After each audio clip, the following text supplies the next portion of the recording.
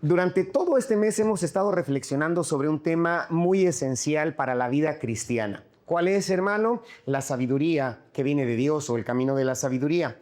Porque estamos viviendo en un mundo que está completamente saturado de información y nunca antes la humanidad ha tenido acceso tan fácil a lo que es la información, a lo que son las opiniones, a lo que son los consejos, los análisis, los discursos y todo esto.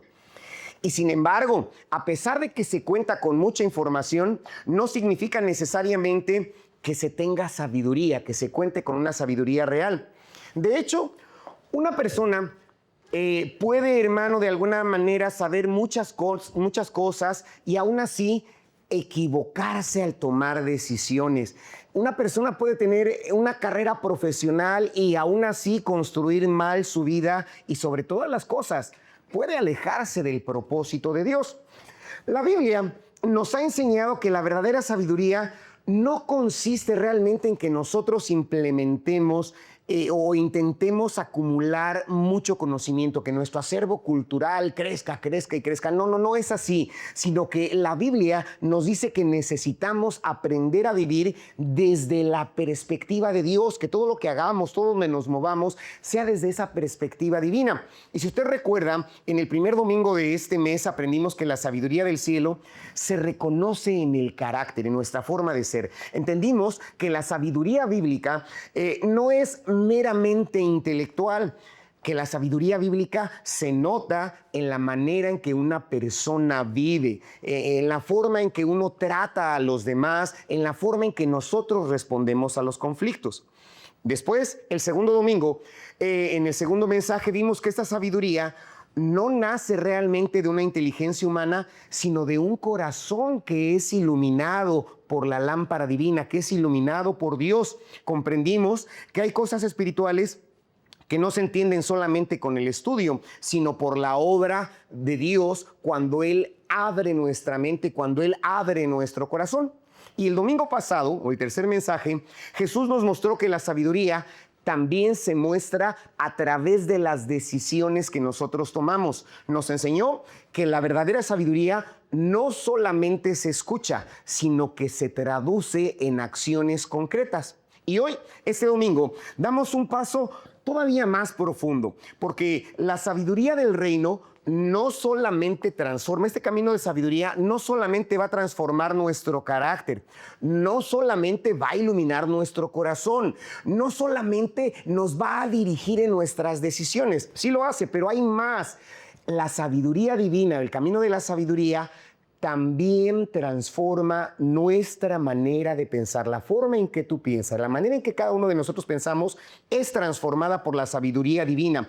Y hoy llegamos a una afirmación que fue justamente la que le pedí reforzara leyendo nuevamente la última parte del versículo o de la porción que estamos estudiando en esta ocasión, donde el apóstol Pablo hace una afirmación, una declaración extraordinaria y Pablo está diciendo, mas nosotros, hablando a la iglesia, nosotros tenemos la mente de Cristo. Y esta afirmación, la que vamos a estudiar, cambia completamente la manera que nosotros vivimos la vida cristiana. Y es justamente el tema que vamos a estudiar en esta tarde, la mente o mente de Cristo. Uno de los mayores desafíos de la vida cristiana, y entiéndalo así, hermano, no es solamente que cambiemos nuestras acciones, porque es difícil que una persona se aleje del vicio, que una persona deje de tomar, que el que maldecía deje de maldecir. Dios le va ayudando poco a poco y cambia su manera de actuar. Pero no solamente es dejar de decir maldiciones, no solamente es dejar de tomar la copa, no solamente es dejar de hacer lo malo. Aparte de dejar de hacer todo eso, lo más importante es que cambiemos nuestra manera de pensar, que nuestra manera de pensar cambie, porque es posible, sí es posible modificar muchas conductas, inclusive, hermano, hay instrumentos ortopédicos, por ejemplo, que si nosotros tenemos nuestra dentadura chueca, esos instrumentos ortopédicos pueden enderezar nuestra mordida. Tuve un sobrino que tuvo al nacer problemas con sus pies y muchos años tuvo unos instrumentos ortopédicos que lo obligaban a caminar con sus pies en posición natural porque los tenía completamente doblados. Es decir, hay cosas que forzan el cuerpo físico a cambiar y quizá habrá cosas que también nos obliguen, nos cambien o nos acostumbremos en nuestra manera de vivir. ¿Por qué? Porque nací en un hogar cristiano, porque mi esposo, mi pareja es cristiana o por todo ello, ¿no? Entonces, sí podemos modificar nuestra manera de vivir, pero lo más interesante es lo profundo del corazón.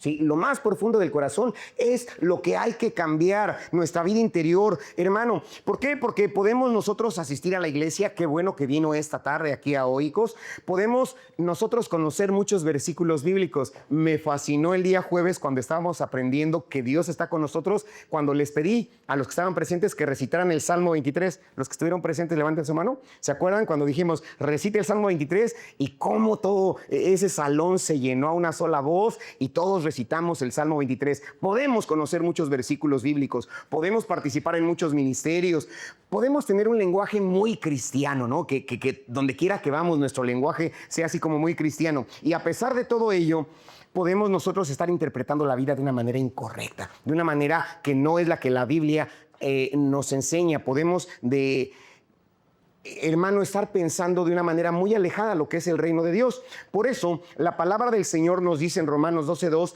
que no nos conformemos a este siglo, sino que seamos transformados, dice la Biblia, en la renovación de nuestro entendimiento. Y notemos que en la porción escritural que nosotros leímos en esta ocasión, Pablo no solamente habla de cambiar acciones, sino nos habla de renovar nuestro pensamiento, de renovar nuestro entendimiento. Y esto significa que el evangelio, fíjese, no la religión, no estamos hablando de religión, yo no le voy a hablar nunca de religión, le voy a hablar de transformación, sí, no religión, la religión mata, pero la transformación, el verdadero cambio que sucede en el corazón del hombre, en la mente del hombre, nos ayuda, hermano, a poder vivir de acuerdo a los planes de Dios, porque el evangelio no solamente transforma el corazón de una manera o en el sentido afectivo, en el sentido emocional, no, también el evangelio transforma o debe de transformar nuestra mente, debe de corregir la percepción, la manera en que vemos las cosas. El evangelio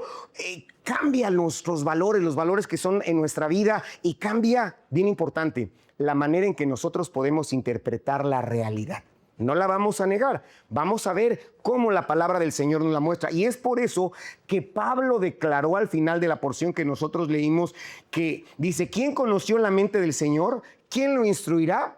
Y después dice, mas nosotros tenemos la mente de Cristo. Y sobre esto vamos a hablar, porque esta declaración de que nosotros tenemos la mente de Cristo, repita conmigo, nosotros tenemos la mente de Cristo. Pero créalo, repítalo con confianza.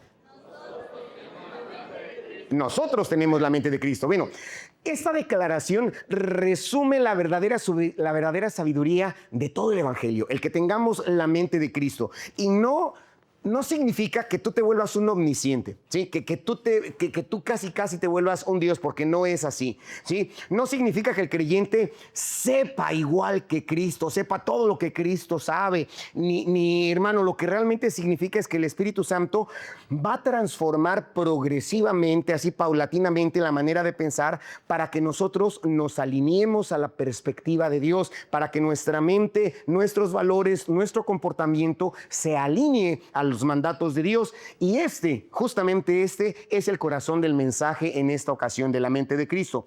Paso a mi primer punto en esta ocasión. Versículos 6 al 8, por favor, hermano. El primer punto es la sabiduría del reino es diferente a la sabiduría del mundo. Versículos 6 hasta el 8. Dice, sin embargo, hablamos sabiduría entre los que han alcanzado madurez. Y sabiduría, fíjese, no de este siglo, ni de príncipes de este siglo que perecen. Dice el versículo 7.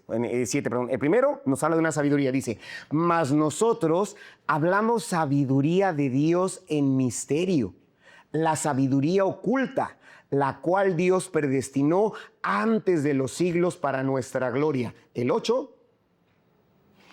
La que ninguno de los príncipes de este siglo conoció, porque si lo hubieran conocido, nunca habrían crucificado al Señor de gloria. Aquí nos habla de dos sabidurías, es lo que entendemos, porque después de que él habla, si usted presta atención y le pido de favor que en casita lea los primeros versículos que Pablo hace, él está comentando acerca del mensaje de la cruz en los primeros 5 versículos. Pablo es lo que hace.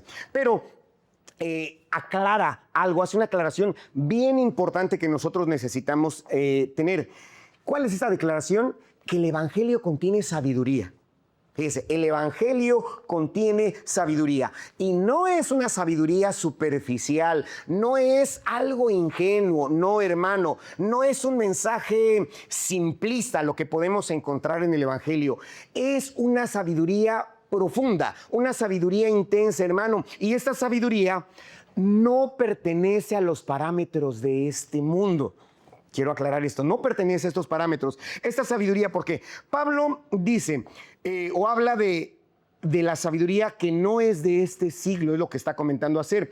Él expresa, o esta expresión la ponemos, por favor, hermano, nuevamente el versículo 6, dice que hablamos de sabiduría entre los que han alcanzado madurez y sabiduría no de este siglo. Esta expresión que usted puede leer ahí en pantalla en su Biblia de 1 Corintios 2, 6, apunta al sistema de conocimiento general, organizado, hermano, al margen de Dios, ¿sí? Que está completamente, que son todo lo que son filosofías y demás, hermano. La ciencia no es mala, inclusive la ciencia viene a ratificar, a corroborar, a confirmar la existencia de Dios, pero muchos pensadores, muchos científicos se han alejado de Dios porque el mundo, hermano, se ocupa de otras cosas y en sus pensamientos, en sus quehaceres, se aleja de Dios. Y la sabiduría del mundo, de manera general, tiende a medirse a través del éxito. Sí, por ahí hay una canción que de repente escuchamos: cada vez que hago algo, tengo éxito. Y si me pienso como soy, ¿te acuerdas, hermano ingeniero? Dice, tengo éxito. Y muchas cuestiones que por ahí encontramos de repente en un canto, por ahí que de repente escuchamos. Pero la gente piensa acerca del poder, que si tienes dinero, que si tienes prestigio, que si tienes posición, que si eres muy influyente. Todo eso la gente piensa que es tener éxito, el reconocimiento, la imagen, hermano, todo esto, el control. Y desde esa perspectiva, desde esa lógica, que es la lógica del mundo, la lógica, hermano, del mundo, ¿qué es lo que sucede, hermano?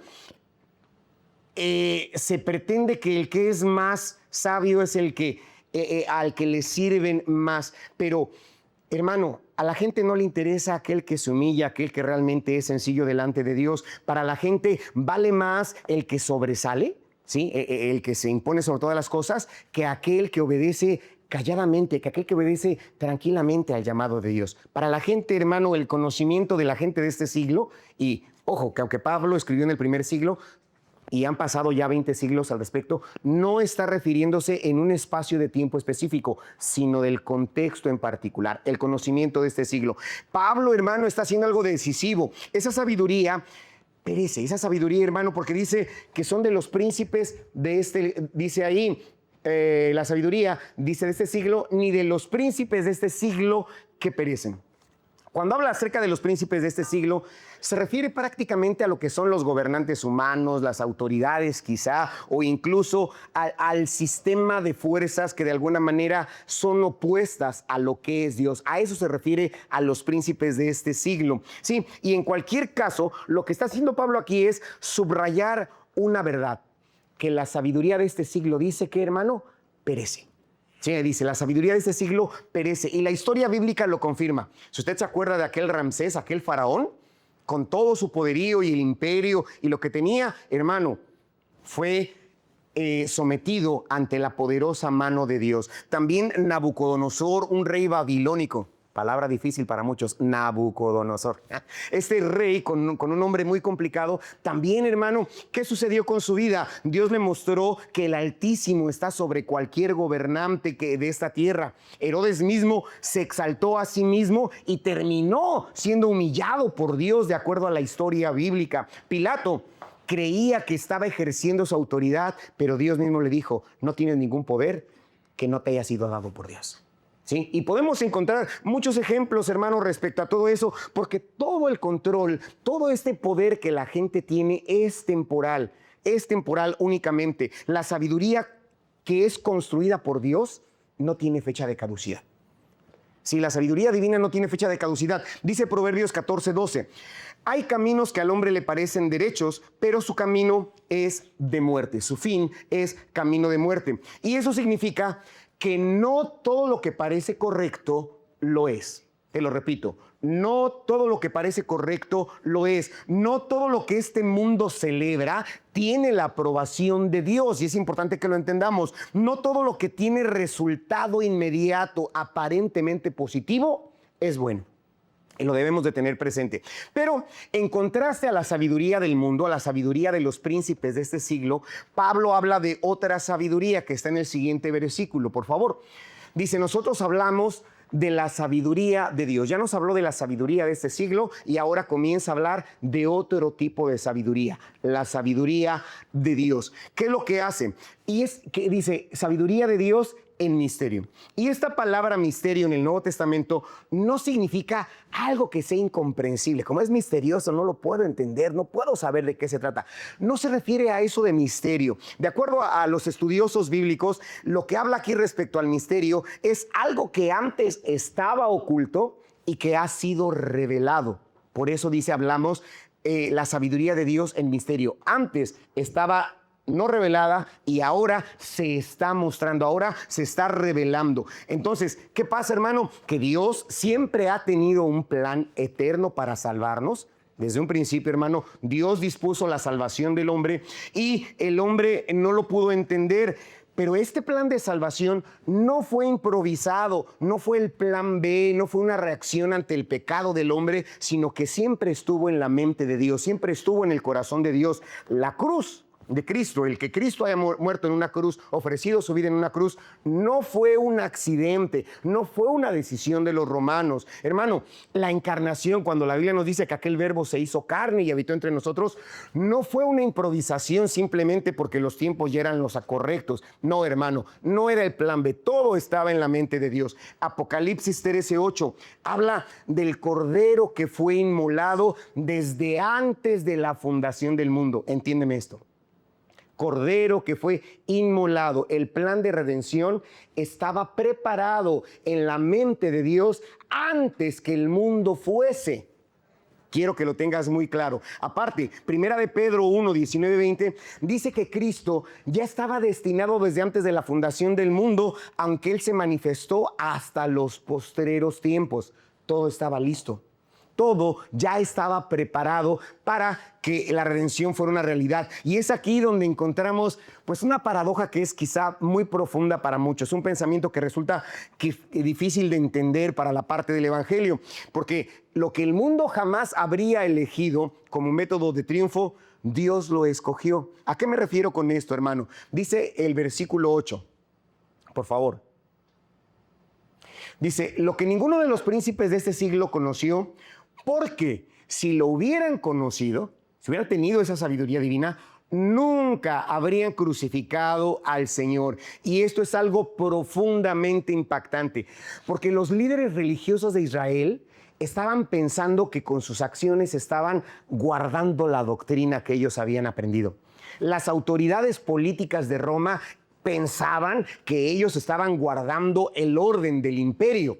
Pero la realidad no es ni que los religiosos judíos ni que los políticos romanos estuviesen unos guardando la doctrina y otros manteniendo el orden del imperio. No, fue más que eso. Ninguno de ellos entendió que ellos estaban participando en los planes de Dios, que estaban participando directamente en los planes de Dios. Hechos 2:23 lo expresa con un equilibrio perfecto. Dice, a este, entregado por determinado consejo, dice, y anticipado conocimiento de Dios, prendisteis y matasteis. Es lo que está diciendo, hermano, la palabra del Señor, que con anticipado consejo de Dios. ¿Por qué? Porque los hombres actuaron con una responsabilidad moral, pero Dios seguía siendo el soberano sobre todo lo que estaba sucediendo, sobre todo lo que estaba presentándose ahí, hermano. Y ese es lo que realmente ellos no entendían, no consideraban. Pero esto sigue siendo una realidad y sigue siendo relevante para nuestro tiempo, en este siglo XXI, en este año, hermano. Muchas veces nosotros tenemos que tomar decisiones. ¿Cuáles son las decisiones? Decisiones que parecen a veces muy absurdas, ¿sí? Que decimos, ¿qué pasa? Quizá necesitas perdonar a otro cuando él te avergonzó. Dices, ¿tengo que perdonarlo? Dices, parece medio absurdo.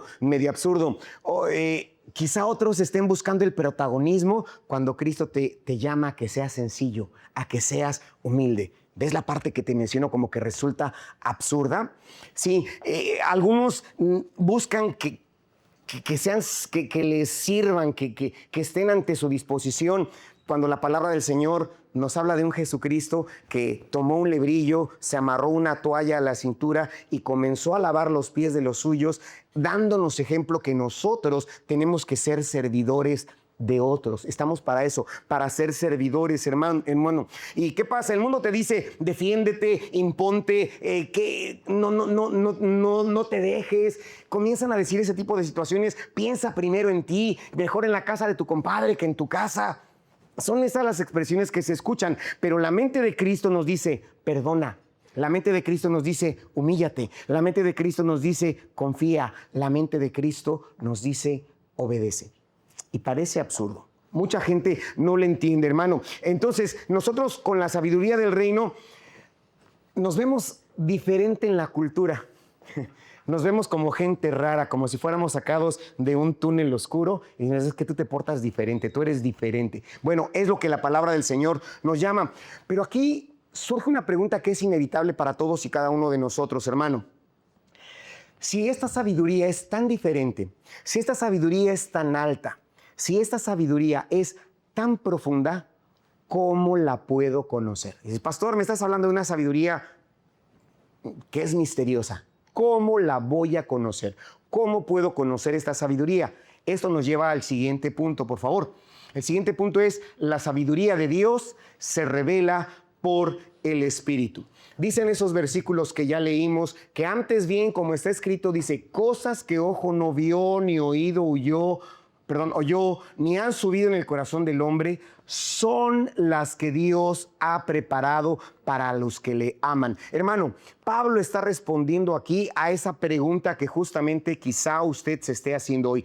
¿Cómo puedo obtener esa sabiduría? No la sabiduría de los príncipes que perece, sino esa sabiduría de Dios que ha sido revelada. Y la respuesta es muy clara. Dice el siguiente versículo.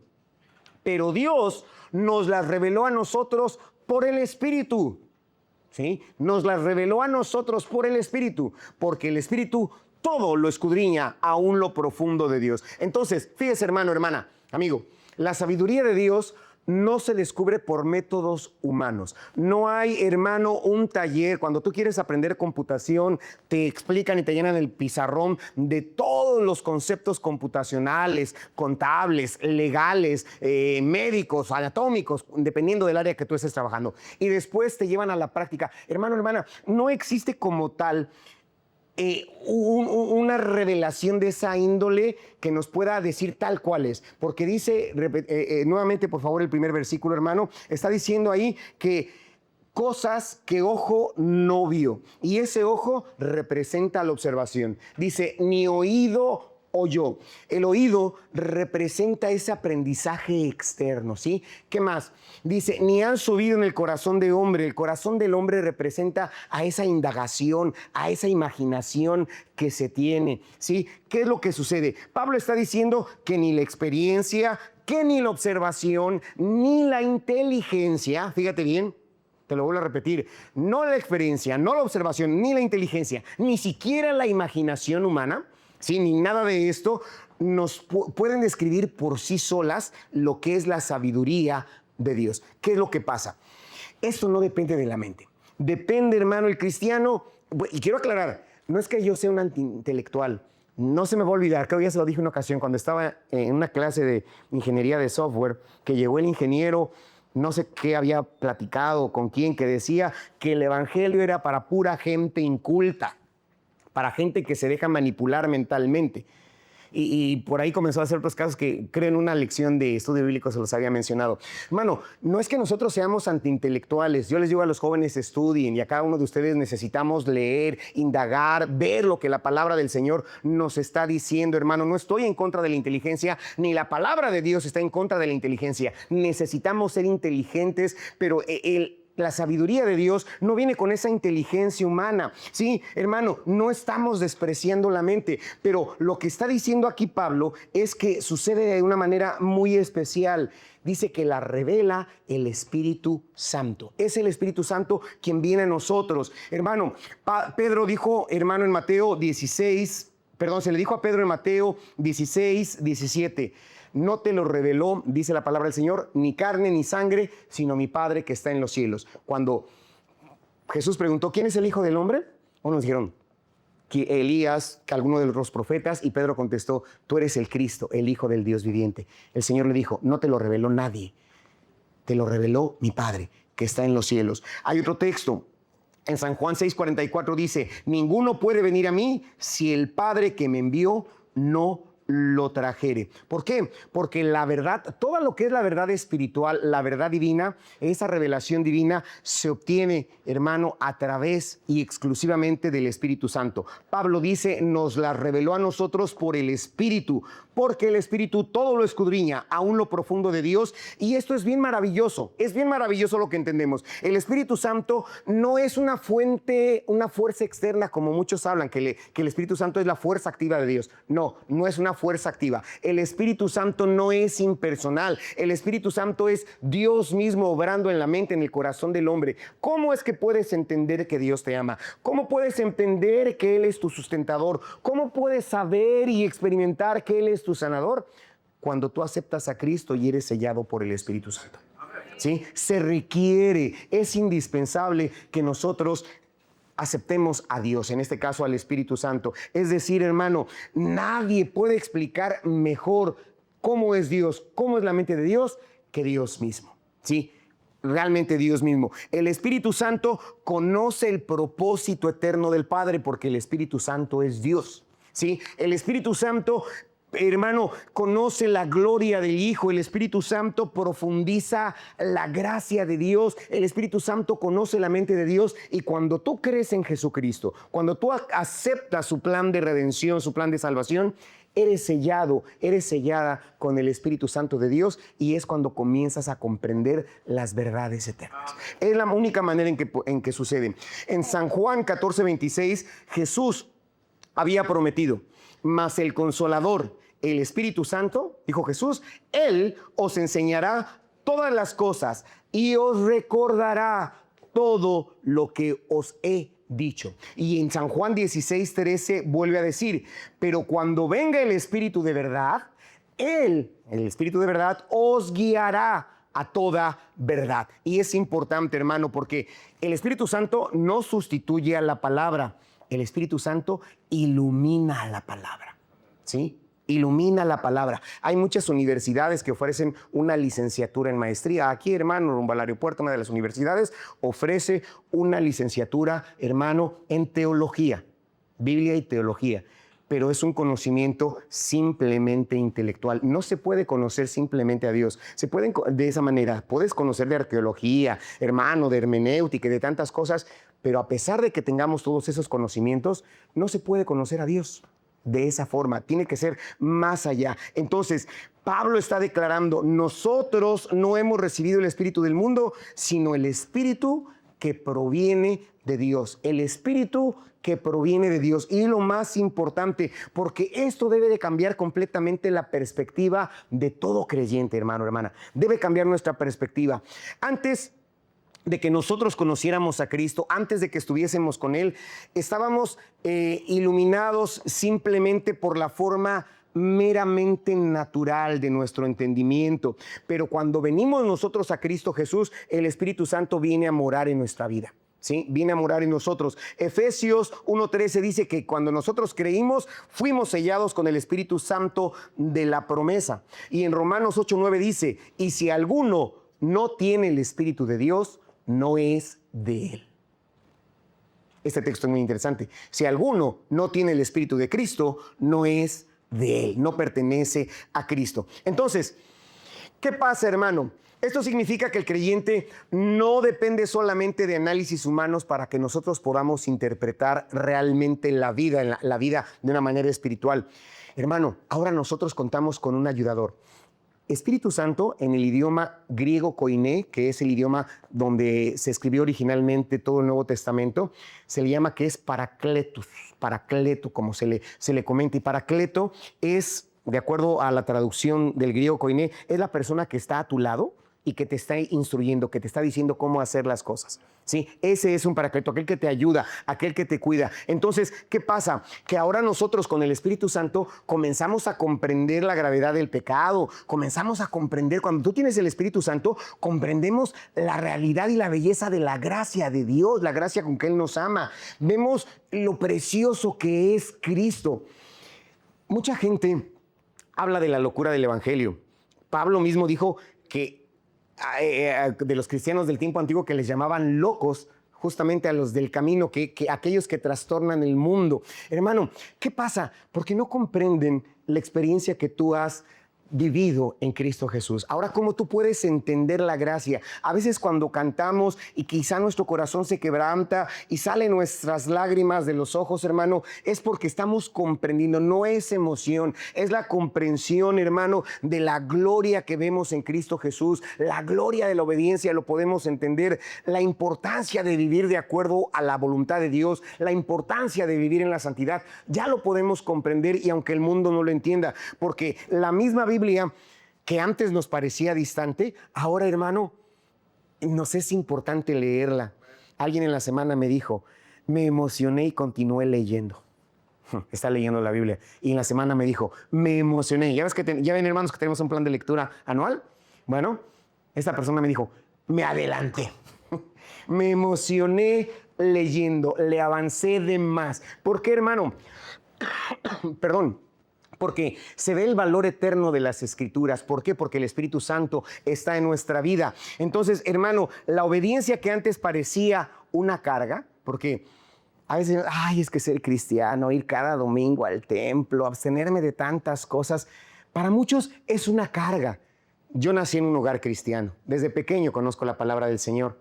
Pero no, fíjese, aunque nací en un hogar cristiano, yo no era cristiano, sino hasta que el Espíritu Santo vino a mi vida. Es decir, cuando acepté a Cristo, aprendí el valor de asistir al templo, aprendí el valor de la oración, aprendí el valor de la lectura de la palabra del Señor. Gracias, hermano Enrique. ¿Sí? Hermano, entendemos todo esto, y la obediencia ya no se convierte en una carga, la obediencia se convierte en una bendición. Lo hacemos con gozo, hermano, y es importante que lo veamos.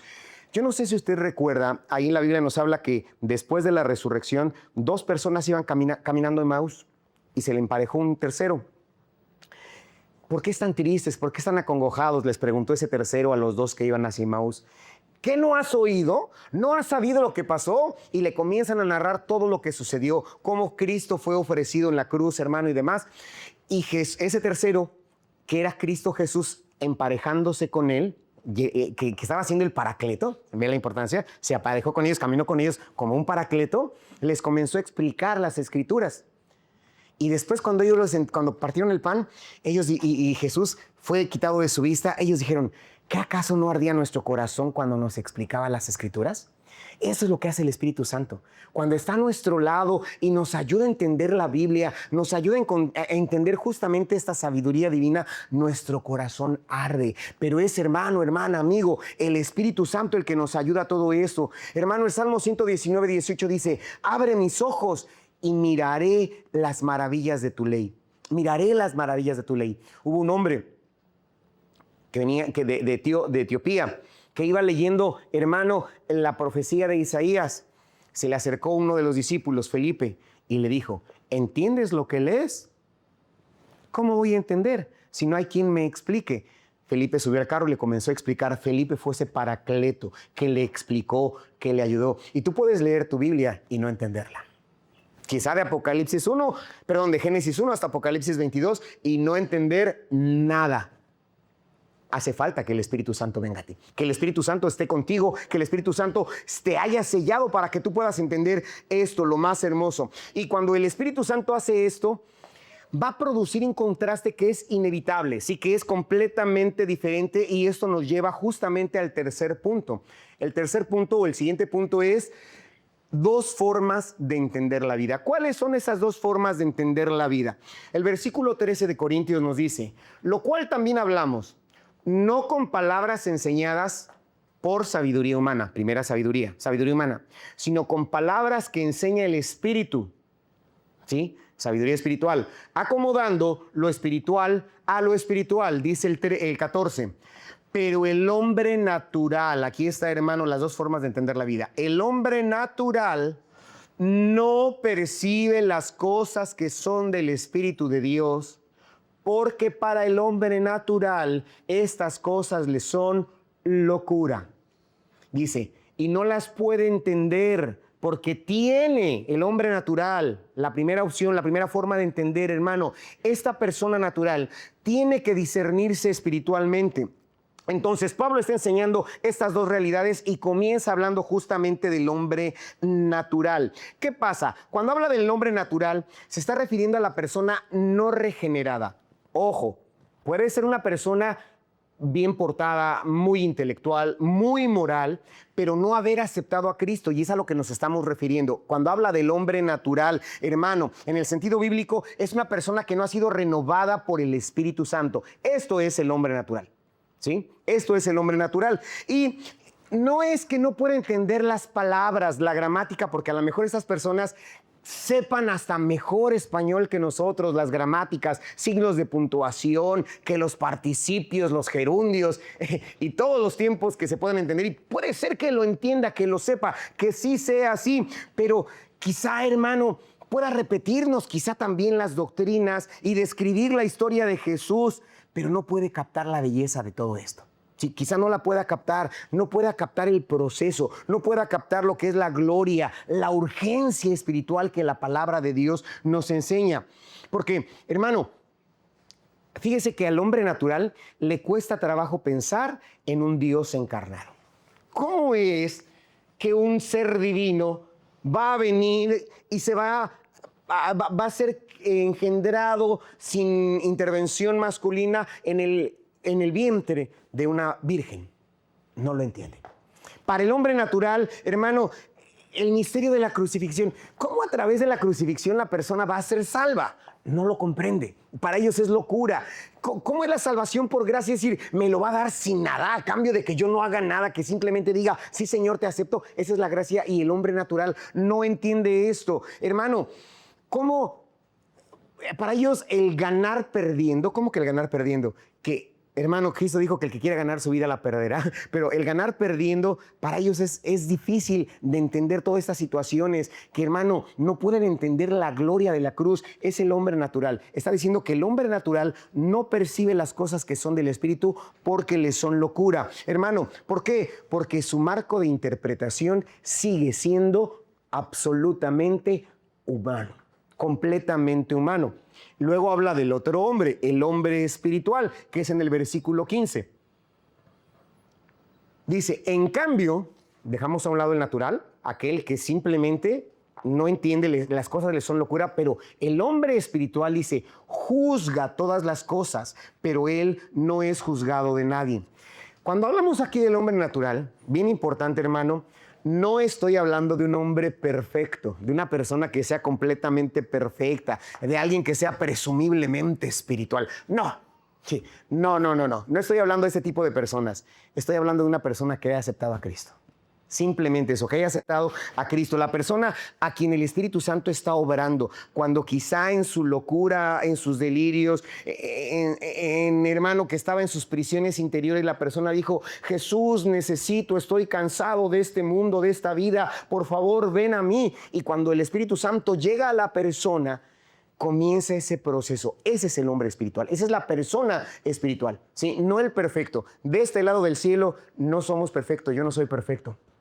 No conozco a un hombre perfecto, hermano, aparte de Jesús, que haya vivido sobre esta tierra. No los habemos, no habemos hombres perfectos, todos nos equivocamos, pero la persona que acepta a Cristo, hermano, cuando tú le das oportunidad que Cristo obre en tu corazón, ¿qué pasa?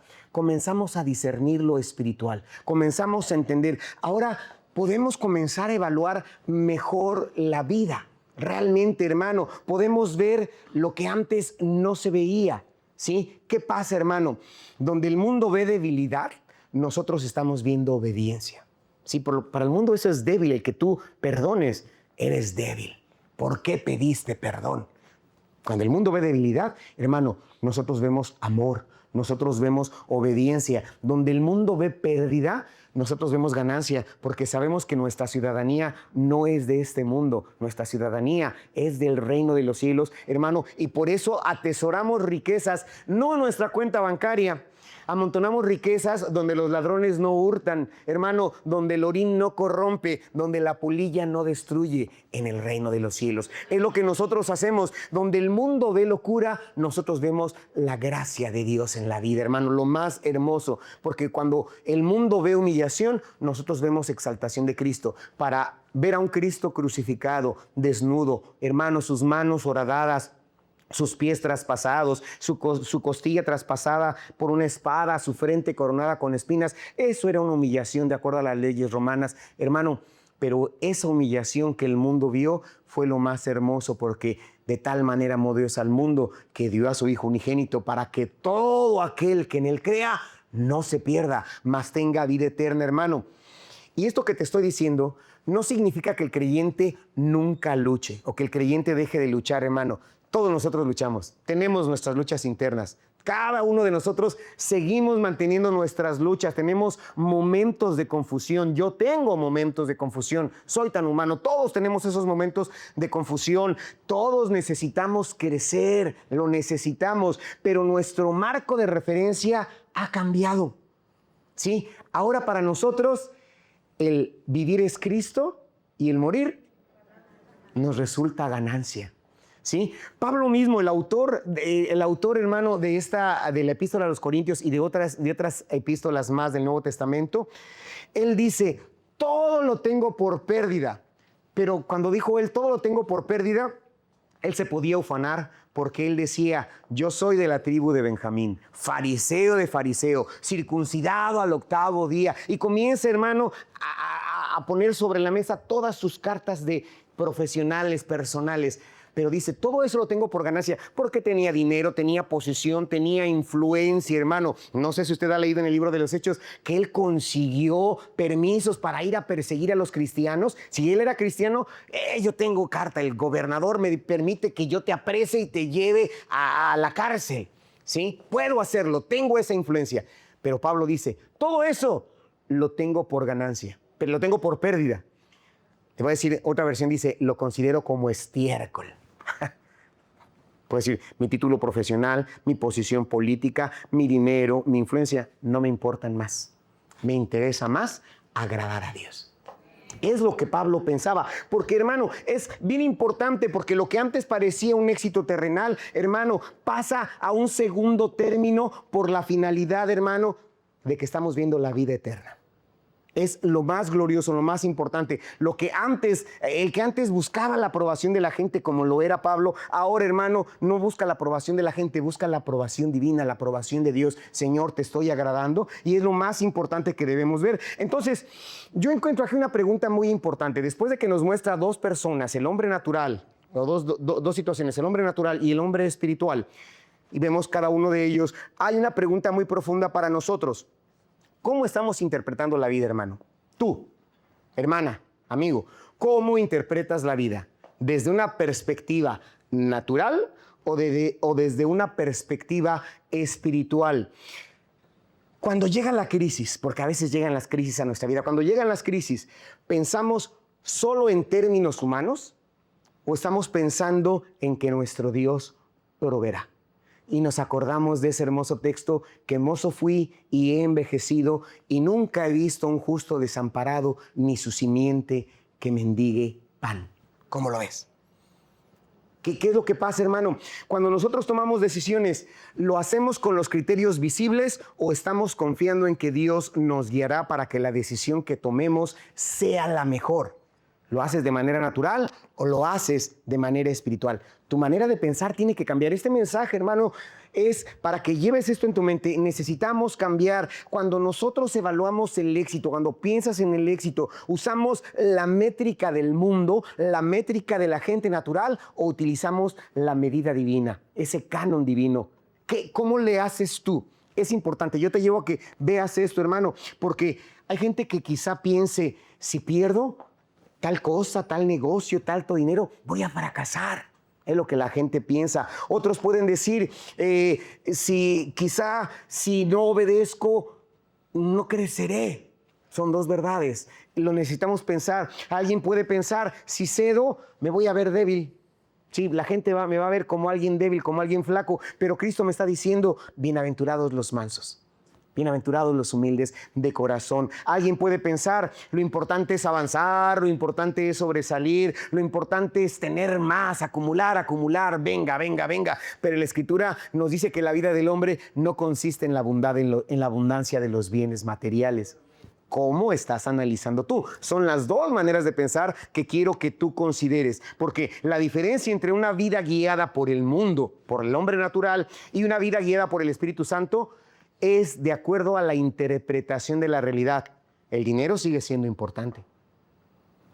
Nuestra existencia no la negamos, estamos presentes, necesitamos comer, trabajar, vestir, todo esto lo necesitamos, pero ¿desde qué perspectiva lo estoy viendo? ¿Desde la natural o desde la espiritual? Hermano, porque ¿qué pasa? Fíjense, después de que Pablo presenta este contraste entre el hombre natural, la sabiduría del hombre natural y la sabiduría del hombre espiritual, Pablo llega a una conclusión de este pasaje que está en el versículo 16. El siguiente punto, hermano, pasamos al siguiente punto, es que la declaración central, hermano, es tenemos la mente de Cristo. ¿Qué dice el versículo 16? Porque ¿quién conoció la mente del Señor? ¿Quién le instruirá? Mas nosotros tenemos la mente de Cristo. Y esta es una de las afirmaciones más profundas, pero también más hermosas de todo el Nuevo Testamento. Que tenemos nosotros la mente de Cristo. Después de que Él contrasta la sabiduría del mundo con la sabiduría de Dios, después de que explica la obra del Espíritu Santo en el hombre y hace esa distinción entre el hombre natural y el hombre espiritual, Pablo concluye con esta verdad extraordinaria, que los creyentes tenemos la mente de Cristo. ¿A qué me refiero con esto? Tener la mente de Cristo significa compartir la perspectiva de Cristo. Pablo está tomando una pregunta del Antiguo Testamento. Él está diciendo, ¿quién conoció la mente del Señor? ¿Quién le aconsejó? Eso lo pueden encontrar en Isaías. Pablo utiliza esto. Y la idea central es muy clara, hermano. Nadie puede instruir a Dios. Nadie le puede decir a Dios, hazle de esta manera. ¿Sí? A veces nos equivocamos al orar. Le decimos, Señor, quiero una novia, pero que sea alta, rubia, delgada, que sepa inglés, francés y que tenga mucho dinero. Ya le estamos diciendo a Dios, sí, le estamos diciendo, o puede decir la chica, quiero un hombre guapo, fornido, moreno, así, y que sea bien atento. Le estamos diciendo a Dios cómo hacer las cosas. Le comenzamos a dar instrucciones a Dios de cómo tienen que suceder las cosas. Pero la palabra es clara. ¿Quién conoció la mente del Señor? ¿Quién lo instruirá? Señor, tengo estos problemas, pero Señor, si tan solo tú obras de esta manera y permites que mi cliente me pague o cancele tal cuenta, yo podré hacer esto. Y comenzamos a instruir a Dios cómo es que nosotros naturalmente pensamos deben solucionarse nuestros problemas, deben solucionarse las cosas. Pero aquí, hermano, Pablo está diciendo esta pregunta. Nadie conoce la mente del Señor. ¿Quién le va a instruir, hermano? Entonces, no significa esto, que cuando dice que nosotros tenemos la mente de Cristo, que nosotros agotemos todo el conocimiento de Dios. Lo que significa es que el Espíritu Santo, cuando nosotros somos salvos, Cuando nosotros somos sellados por el Espíritu Santo, participamos desde la perspectiva de Cristo, desde la óptica de Cristo. Empezamos a ver las cosas desde el punto de vista del reino de Dios, y esto es muy glorioso, muy diferente. ¿Por qué? Porque empezamos a interpretar la vida no solamente desde lo inmediato, comenzamos a interpretar la vida desde el punto de vista eterno. La Biblia nos enseña de un profeta llamado Samuel, que fue a la casa de Isaí. Le dice, de tus hijos uno va a ser rey. Isaí, tráeme a tus hijos. Y estaba desde los guerreros más fuertes, fornidos, valientes. Y comenzó a ver a cada uno de ellos. Dice, no, esta no es. Quizá Samuel se emocionó cuando vio a Eliab, el primero, grande. Este va a ser el siguiente rey. No. Isaí, ¿todos estos son tus hijos? Falta uno. ¿Dónde está? Está paciendo las ovejas ahí en el prado. Nadie va a comer, nadie va a hacer nada hasta que venga ese último. Es David. Trae a David. Llega ese joven enclencle, hermano, oliendo a majada. Sí, venía del campo, venía sudoroso, oliendo a majada. Y el Señor le dice a Samuel, úngelo, él es el rey. Pero Dios le dijo algo especial a Samuel, que Dios no mira lo que el hombre mira. Te lo repito, Dios no mira lo que el hombre mira. Dios ve el corazón. Dios ve más, hermano, y esto es lo glorioso. Cuando nosotros tenemos la mente de Cristo, no miramos como la gente natural mira.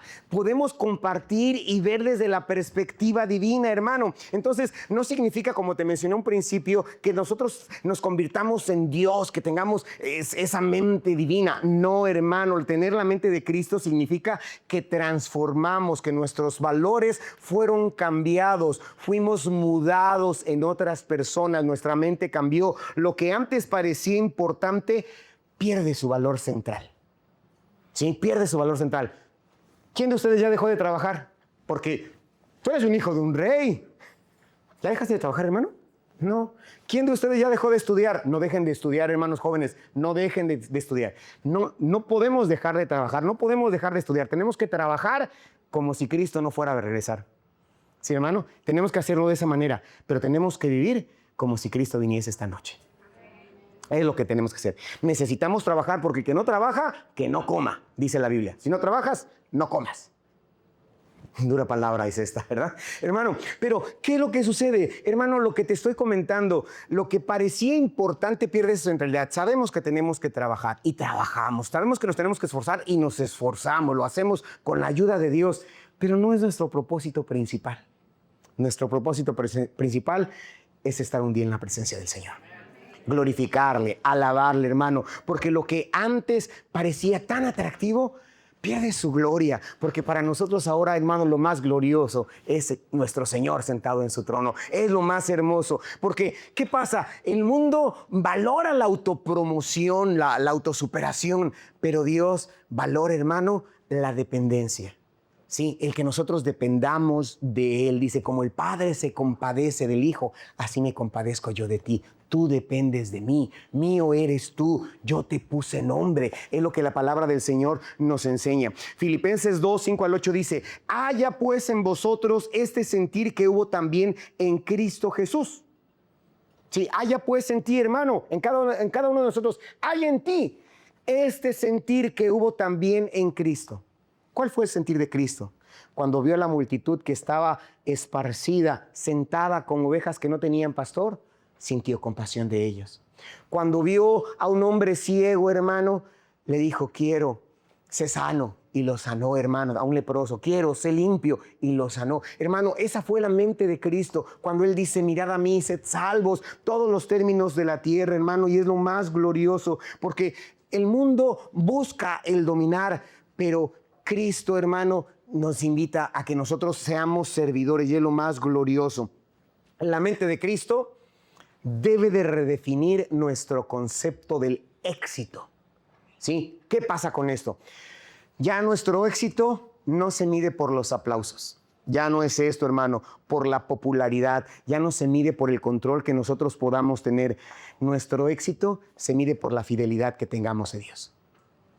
Cuando llegue el tiempo final y el Señor te diga, bien, buen siervo y fiel, ¿sobre poco fuiste fiel? Sobre mucho te pondré. Entra en el gozo de tu Señor. Ese es nuestro concepto de éxito. Esa es nuestra perspectiva de éxito. Entonces, hermano, tener la mente de Cristo es que Él va a dirigir ya nuestras decisiones. Sí, es importante. La mente de Cristo no solamente es un concepto doctrinal, porque yo lo estaba estudiando y suena bien bonito, ¿no? Bien teológico. La mente de Cristo. O sea, no es un concepto romántico, hermano. Esto, tener la mente de Cristo, es una realidad práctica de todos los días, hermano. Afecta cuando nosotros respondemos a un conflicto. ¿Te chocaron el vehículo? ¿Te vas a salir a pleitear? ¿Qué vas a hacer? ¿Cómo estás ante el conflicto de aquel que te levanta la voz, que te quiere maldecir? Hermano, ¿cómo usamos nuestro tiempo actualmente? ¿Sí? Nos pasamos, hermano, toda la tarde en la hamaca rascándonos el tuch. ¿Cómo es la utilización de nuestro tiempo? ¿Cómo trato a mi familia? A mi esposa, a mi esposo, a mis hijos, a mis padres. ¿Cómo los trato? ¿Cómo administro los recursos que Dios me ha dado?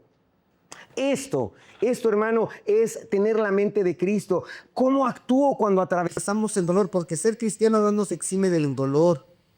Cuando atravesamos el dolor, ¿cómo respondemos ante este dolor? ¿Cómo manejamos la ofensa, hermano? ¿Cómo elegimos lo correcto? ¿Cómo elijo lo conveniente? Ahí es donde se ve la mente de Cristo. Hermano, ahora la pregunta principal ya no es ¿qué quiero hacer? Ya no debe de ser esa, ¿qué quiero hacer? Ni tampoco, ¿qué me hace sentir mejor? Hermano, mucho menos o ni siquiera la pregunta va a ser ¿qué me conviene más? No, ahora nuestros cuestionamientos son diferentes. La pregunta correcta comienza es ¿qué honra más a Cristo? Debe ser esa, ¿qué honra más a Cristo? ¿Qué refleja más su carácter?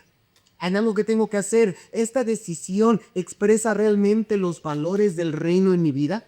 Eso es tener la mente de Cristo. Que ese es el camino de la sabiduría que estamos enseñando, hermano, y lo que debemos hacer. Pero, entonces, dice Colosenses 3, 1 y 2. Si pues habéis resucitado con Cristo, los que se bautizaron en Vito, hermano Martín, mi hermana Sofía, me falta uno, Gali, ¿se acuerdan de la doctrina presbautismal? ¿Qué significa el bautismo? Muerte, sepultura y resurrección. Mueres para el mundo, eres sepultado para el mundo y resucitas en novedad de vida. Y Efesios dice, si pues habéis resucitado con Cristo, buscad las cosas de arriba, poned la mira en las cosas de arriba, no en los de la tierra. Esto, hermano, hermana, amigo, esto es la mente de Cristo, una mente orientada a las cosas celestiales. También Efesios 4:23 dice, y renovaos en el espíritu de vuestra mente. Es lo que necesitamos hacer. Muy bien, iglesia, amigos, todos. Necesitamos tener la mente de Cristo en todas las áreas de nuestra vida. Y eso es lo más importante. Entonces, hoy la palabra del Señor nos ha mostrado algo extraordinario. La sabiduría del mundo y la sabiduría de Dios no funcionan de la misma manera. No funcionan de la misma manera. El mundo nos enseña a pensar en términos de poder, de prestigio, de conveniencia, y el reino nos llama a pensar desde el punto de vista de la cruz, hermano, desde la humildad, desde la obediencia, desde la rendición. Y también hemos visto que la sabiduría de Dios no puede ser descrita por una mente natural, por una mente humana. Necesita ser revelada por el Espíritu Santo. El Espíritu Santo es quien ilumina al creyente para todo esto. Entonces, ¿qué pasa? El hombre cristiano, la persona cristiana, ya no debe de vivir ni de pensar como el hombre natural. Debemos comenzar a discernir las cosas espirituales. Entonces, dice ahí que nosotros tenemos la mente de Cristo. Tener la mente de Cristo, como te mencioné, significa ver como Cristo ve, actuar como Cristo actuaría. Y la verdadera sabiduría no es simplemente saber la Biblia. ¿Cuántos versículos de la Biblia te sabes? Los nombres. No solamente es eso, es más que eso. La verdadera sabiduría es permitir que el Espíritu Santo nos dirija, que el Espíritu Santo nos oriente. Entonces, iglesia, es un momento para que nos examinemos hoy delante de Dios. ¿Estoy viviendo con la mente de Cristo? Respóndelo tú. ¿Estás viviendo con la mente de Cristo? ¿Tus decisiones reflejan realmente el carácter de Cristo? ¿Estás evaluando la vida desde la perspectiva inmediata o desde la perspectiva eterna? Es lo más importante, porque quizá en esta tarde el Señor te esté llamando a que hagas una reevaluación de tu vida, una reevaluación de esto, porque tal vez el Señor está llamando a que nos sometamos nuevamente a su autoridad, y este día, este es el momento de hacer esa decisión. Y para todos aquellos que todavía no saben lo que es ser guiados por el Espíritu Santo, no lo vas a poder entender si no haces una cosa principal. ¿Qué es lo que sucede? Para poder entender todo esto, se requieren dos cosas. Cada domingo lo digo. Uno es el arrepentimiento. Cuando tú te das cuenta que realmente necesitas de Dios, cuando tú realmente sientes esa necesidad de Dios en tu interior y dices, caramba, esto me está haciendo clic, me da sentido y me arrepiento y quiero que el Señor venga a mi vida, ese es el arrepentimiento. La segunda cosa que se necesita es la fe. Necesitas creer que Cristo murió por tus pecados, pero que resucitó para darte vida a ti. Arrepentimiento y fe. Si tú vienes a Cristo en arrepentimiento y fe, podrás tener la mente de Cristo, porque la Biblia nos enseña que todos pecamos y todos estamos alejados de Dios, pero que Cristo muestra su amor para con nosotros en que, siendo aún pecadores, Él murió por nosotros. Cristo tomó nuestro lugar en la cruz. Entonces, tener en esa nueva vida significa tener una nueva perspectiva, y tú la puedes obtener hoy si te entregas a Cristo Jesús como Salvador. Es importante que se haga. Entonces, la pregunta final no es, ¿soy cristiano? Esa no es la pregunta. La pregunta final es, ¿pienso como Cristo? ¿Actúo como Cristo? Cuando la mente es renovada por el Espíritu, el creyente comienza a caminar como Cristo. Vamos a ponernos sobre nuestros pies en esta hora.